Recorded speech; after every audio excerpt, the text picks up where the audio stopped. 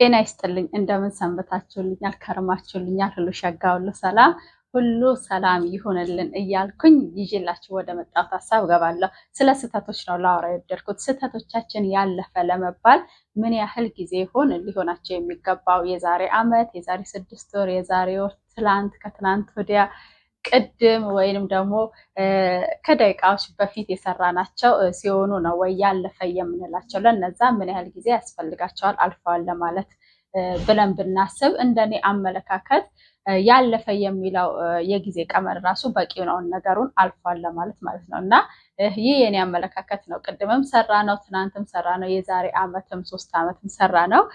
ያለፈ ስህተት ያለፈ ነው። የፈሰሰ ውሃ አይታፈስም እንዲሉ አበው ማለት ነው። እና ስለዚህ ስላለፉ ስህተቶቻችን እንዴት ነው ከራሳችን ጋር የምናስማማቸው? እንዴት ነው ከራሳችን ጋር የምናስታርቃቸው፣ የምናዋህዳቸው? ይዘናቸው በጸጸት እየተብሰለሰልን ነው የምንኖረው ወይንስ ትተናቸው ለቀናቸው የሚገባውን ነገር ለዛ ስህተታችን አድርገን ነው የምናልፈው የሚለውን ነው እንድናወራበት የፈለኩት። እና ከዛም አልፎ ተርፎ ደግሞ እነዛን ስህተቶች፣ ጥፋቶች የምንላቸውን ነገሮች ለመቀበል ከራሳችን ጋር ለማስማማት ምን ብናደርግ የተሻለ ነው፣ ጥሩ ነው የሚለውንም እናወራለን። ሰው ሆኖ ተፈጥሮ ስህተት የማይሰራ የለም። ትናንት የሰራችሁ ስራ ስህተት እያሳመማችሁ ሁለተኛ ስህተት አልሰራም ብትሉም ያንን ተመሳሳይ ነገር ላታደርጉ ትችላላችሁ እንጂ በተለያዩ መንገዶች ውስጥ የህይወት ጉዞ ውስጥ ስህተትን መስራታችን አይቀርም እና እስከ ህይወት ፍጻሜያችን ድረስ ስህተት እየሰራን እንሄዳለን። ጸጸቱም እንዳለ ጸጸቱም እንዳለ የጥፋተኝነት ስሜት እንዳለም ቁጭቱም መብሰልሰሉም ብስጭቱም እንዳለ ሆኖ ስህተቱም አብሮን ይቀጥላል። ተመሳሳይ ነገር ላይ መሀላ ብንገባም ይቅርታ፣ ተመሳሳይ ጥፋት ለማጥፋት ለራሳችን ላለማጥፋት ለራሳችን ቃል ብንገባም ማጥፋታችንና ግን ሌሎች ስራዎችን ስህተቶችን መስራታችን አይቀርም። ምክንያቱም እኛ የምንተነፍስ የምንሄድ የምንኖር የምንንቀሳቀስ ስራዎችን የምንሰራ ውሳኔዎችን የምንወስን ድርጊቶችን የምናደርግ የሰው ልጆች ሰዎች ነንና ማለት ነው። እና እርግጥ ነው ስናጠፋ በህይወታችን ውስጥ በሚኖሩ ነገሮች ብዙ ባይሆኑ ኖሮ የምንላቸው ይኖራሉ። እንዲህ ባይሆን ኖሮ፣ እንዲህ ቢሆን ኖሮ፣ እንደዛ ባይሆን ኖሮ የምንላቸው ብዙ ብዙ ብዙ ብዙ ኖሮዎች ይኖራሉ። ግን የነዛ ኖሮዎች ጥርቅም ድምር ውጤት አንድንም ሁኔታ መቀየር አይችልም። መቀየር የምንችለው አሁንን ነው፣ ነጋችንን ነው መቀየር የምንችለው። እናም ከነዚህ ነገሮች ጋር መስማማት ቀላል ባይሆንም ስህተትን ተቀብሎ ከጸጸት የጸዳ ህይወት፣ ከቁጭት የጸዳ ህይወት፣ ከመብሰልሰል ከጥፋተኝነት ስሜት የጸዳ ህይወት መኖር እንደምንለው ቀላል አይደለም። በጣም ከባድ ነው። ብዙ ዋጋ ያስከፍላል፣ ብዙ ያሸናል እና ምንም ማድረግ አንችልም። ስህተቱን ግን ሰርተነዋል፣ አጥፍተናል። እኛ ሰዎች ነን ብያለሁ። የሰው ልጅ ደግሞ እያጠፋ ነው የሚሄደው እና ምንድነው ተገቢ ነገሩ? ይህንን ለማድረግ ማድረግ ያለብን ነገር ምንድነው? የመጀመሪያው ስህተታችንን አምነን መቀበል ነው። ሁላችንም ለስህተቶቻችን ሰበብ እንፈልጋለን።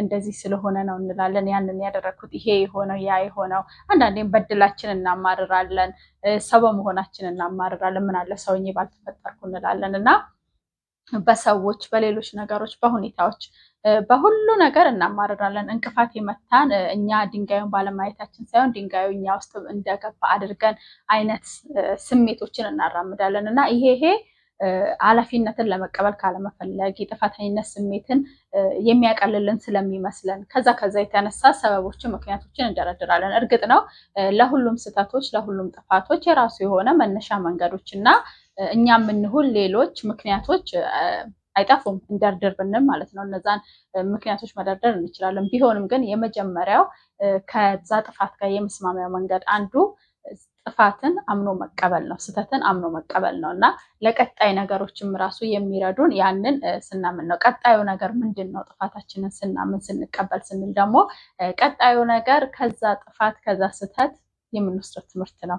ምንድን ነው እያስተማረኝ የሆነው ነገር፣ እየሆነ ያለው ነገር፣ የተበላሸው ነገር፣ የተፈጸመው የተከሰተው ትክክል ያልሆነ ነገር፣ ስህተት ብለን የምንጠራው ጥፋት ብለን የምንጠራው ነገር ምንድን ነው ለእኔ ሰጥቶ የሚሄድ የፈለገው ትምህርት ብለን እሱ ላይ ትኩረት እንድናደርግ ያደርገናል እና እኔ ካለፉ በኋላ ዛሬ ላይ በጣም ብዙ የማመሰግናቸው ስህተቶች አሉኝ። ያን ስል በጥፋቴ በስህተቴ እየኮራ ወይንም ደግሞ ጀብድ እንደፈጸመ እየተጽናናው አይደለም። ግን እነዛ ስህተቶቼ ሰርተውኛል ብዬ አምናለሁ። እነዛ ጥፋቶቼ፣ እነዛ ውድቀቶቼ ሰርተውኛል ብዬ ነው የማምነው እና ቆንጆ ቆንጆ የሆኑ መቼም የስህተት ቆንጆ የስህተት ጥሩ ባይኖረው እነዛ ስህተቶች ብቻ እችና ሰርተዋታል፣ ፈጥረዋታል፣ አስተዋጽኦ አድርገውልኛል ብዬ አስባለሁ። በመሳሳቴ በማጥፋቴ ልክ ባለመሆኔ ብዙ ያስተካከልኳቸው ያረምኳቸው ወይም ደግሞ ወደ ትክክለኛ መንገድ እንድመጣ ያደረጉኝ አሉ። ስለተሳሳትኩ ባለማወቄ የቆምኩበት እየሄድኩበት የነበረው መንገድ ስህተት በመሆኑ እነዛ ስህተቶች ልክ አይደሉም ብዬ በማወቄ እና በማሰቤ አንዳንዴም ደግሞ ተኮርኩሜ ብዙ ነገሮች ደርሰውብኝ ይሄ ነገር ለቀጣይ ህይወቴ ትክክል አይደለም ማቆም አለብኝ ብዬ ነው የወጣሁት እንጂ የበሰበሰ ዝናብ አይፈራም በሚል እዛው ስህተቴ ውስጥ አልተንቦራጨኩም። ለዛም ነው ስህተቶቼን የማመሰግናቸው። ስህተቶቼ ትክክለኛ መንገዴን እንዳቅ የረዱኝም ስህተቶች አሉ ብዬ አምናለሁ። እኔ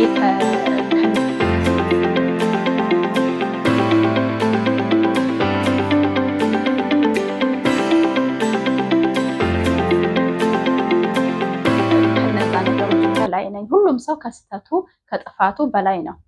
ያ አንዱ የህይወቱ አካል አንዱ የህይወቱ ክፍል ነው እንጂ ሙሉ ስነቱን አይወክለውም። የተሳሳተ ያጠፋው ነገር አንድ ወቅት ላይ የነበረበት ብልሽትሽት ያለበት ህይወቱ ራሱን የቻለ የህይወቱ ታሪክ ነው። ነገውንም በዛ ውስጥ ለመቀጠል ከወሰነ ግን ሙሉ ህይወቱን እንደዛ እያንቦጫረቀ እያበሰበሰው ይኖራል። ልክ የበሰበሰ ዝናብ አይፈራም እንዳልኩት ማለት ነው እና እኔ እንደዛ አላልኩኝም። እኔ ከስህተቶቼ በላይ ነኝ።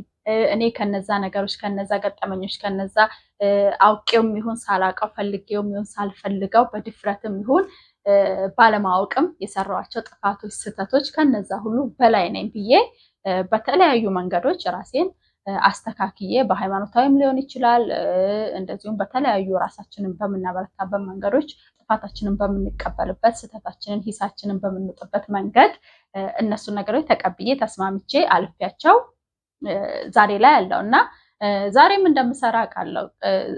በህይወታችን ውስጥ ከሰዎች ጋር ነው የምንኖረው። በራሳችን ራሱ ብዙ ውሳኔዎች የሚያስፈልጉን ነገሮች አሉ።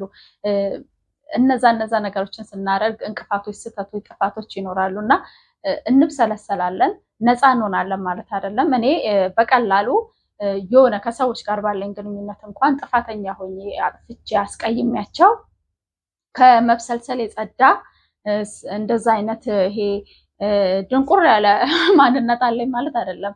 ነገ እንደሚፈታ እንኳን እያወቅኩኝ እንደሚስተካከል እንኳን እያወቅኩ እጸጸታለሁ፣ እብሰለሰላለሁ፣ እበሳጫለሁ፣ እናደዳለሁኝ አሉ እነዛ ነገሮች። ግን እቅፍ አድርጌ ብዬ ምናምን ግን ከነዛ ስሜቶች ጋር አልቀጥልም። ምክንያቱም የሚያስፈልጋቸውን ነገሮች ለማድረግ እሞክራለሁ። ይቅርታ መጠየቅ ካለብኝ ይቅርታ ልጠይቅ እሞክራለሁ። ራሴም ይቅር ማለት ካለብኝ ይቅር ለማለት እሞክራለሁ። ሌሎችም ጥፋቶች ሌሎች እርዳታ የሚያስፈልጋቸውም ጥፋቶች ከሆነ ያጠፋሁት እነዛን ለማድረግ እሞክራለሁ። የሚስተካከልም ከሆነ ለማስተካከል እሞክራለሁ። ከዛ ግን ተቀብዬ ተስማምቼ ለመቀጠል ነው የምሞክረው። የመጨረሻ አማራጭ እሱን ነው የማደርገው እና ሁሉም ሰው ከጥፋቱ በላይ መሆኑን አውቆ እነዛን ነገሮች ቀጣይ የጥፋት ስሜቱን ተቀብሎ ወደ ሌላኛው ነገር መሻገር አለበት። እሱ ምንድነው? ሶስተኛው ቀጣዩ ምንድን ነው የሚለውን ወደ ቀጣዩ ህይወታችን ላይ ትኩረት ማድረግ ነው። የቀጣዩን ህይወታችንን ማየት ነው። ዛሬ ተረታ በዛባችሁ መቼም አሁንም ለዚህ የሚስማማ ነገር ልበል። ብልጥ ልጅ የያዘውን ይዞ ነው የሚያለቅሰው ይሉናል እና የያዝነውን ጥፋታችንንም ቅጣታችንንም ያቃጠለንንም ቦታ እያሸን ህመማችንንም እያስታመምን ቀጣዩ ነገር ላይ ትኩረት ማድረግ አለብን። ምንድነው እጄ ላይ የቀረው? ምንድነው ማድረግ ያለብኝ? ከባባድ አሁን ጥፋት ስንል ስህተት ስንል ይሄ ቀላል እንዲሁ ብቻ ከሰዎች ጋር የሚፈጠሩ ግጭቶች ምናምን ላይሆኑ ይችላሉ። ሙሉ ህይወታችንን ራሱ እንዳልነበር የሚያደርጉ ስህተቶች ይኖራሉ። ለመቀጠል የሚያስቸግሩ በጣም ከባድ የሆኑ ስህተቶች፣ በጣም ከባድ የሆኑ ጸጸቶች፣ ህመሞች ጊዜ የሚፈልጉ ለመሻረም ለማስተካከልም ጊዜ የሚፈልጉ ነገሮች አሉ እና እነዛን ነገሮች እያደረግን ቀጣዩ ላይ ትኩረት ማድረግ አለብን። ቀጣዩ ምንድን ነው? ቀጣይ ህይወቴን እንዴት ነው ማራመድ ያለብኝ ብለን ለቀጣዩ መንደርደር ለቀጣዩ ራሳችንን ማዘጋጀት ማስተካከል መቻል አለብን እና በመጨረሻ ደግሞ ማለት የምወደው እነዚህ ስህተቶቻችን እኛን እንደ አዲስ ሊሰሩን ነው የሚገባው እንጂ እንዲያጠፉ ልንፈቅድላቸው አይገባም። ስህተቶች ሁሌም ትምህርት ሆነውን ጥንካሬ ሆነውን ብርታት ሆነውን እንዲሄዱ ነው ልናደርግ የሚገባው። አሉ የምናስታምማቸው ህመሞች አሉ፣ የሚሰሙን ስሜቶች አሉ፣ ብዙ ነገሮች አሉ። ግን እነዛ እንዳሉ ሆነው ለኛ ሰጥተውን እንዲያልፉ የምንፈልጋቸው ነገሮች ግን ጥንካሬንና ብርታትን ሊሆን ይገባል። በወደቅንበት ደግመን ላለመውደቅ፣ በተንሸራተትንበት ደግመን ላለመንሸራተት፣ እምነታችንን ባጣንበት ደግመን ለሌላኛው ሰው ደግሞ እምነታችንን ላለማሳጣት፣ መተማመናችንን ላለማጣት፣ ራሳችንን ላለማጣት ጉዟችንን በቆንጆ መንገድ ለመቀጠል እንዲረዳን የደውል ምልክት ማስታወሻ ልናደርገው ነው የሚገባን እና እርግጥ ነው ቀላል ነው እያልኩ አይደለም። ከስተት ጋር መስማማት ቀላል ነው እያልኩኝ አይደለም። ከጥፋት ጋር መስማማት ቀላል ነው እያልኩኝ አይደለም። ብዙ ትላልቅ ጸጸቶች የሚሰጡን ህመሞች የሚሰጡን ስህተቶች፣ ጥፋቶች አሉ። እነሱም ቢሆኑ ግን ከኛነታችን በላይ አይደሉም። በህይወት እስካለን ድረስ የማስተካከል እድል ተሰጥቶናል።